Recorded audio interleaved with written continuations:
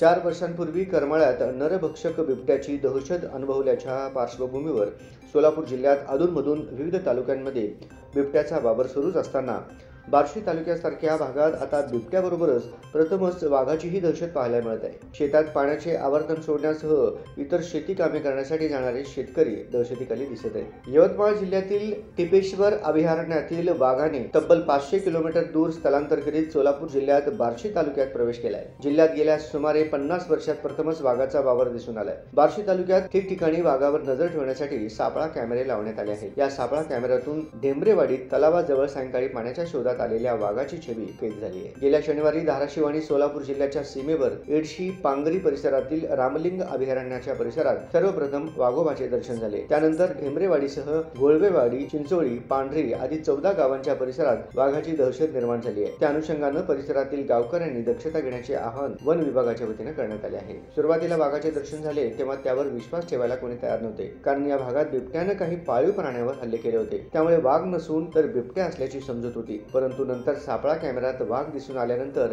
त्याची खात्री पटली। गेल्या 3 दिवसात वाघाने रानडुकराची शिकार केल्याचे वन विभागाच्या सूत्रांकडून सांगण्यात आले। सध्या वन विभाग वाघावर केवळ लक्ष ठेवून आहे, त्यास पकडण्याची कारवाई वरिष्ठ स्तरावरून आदेश आल्यानंतरच होऊ शकते।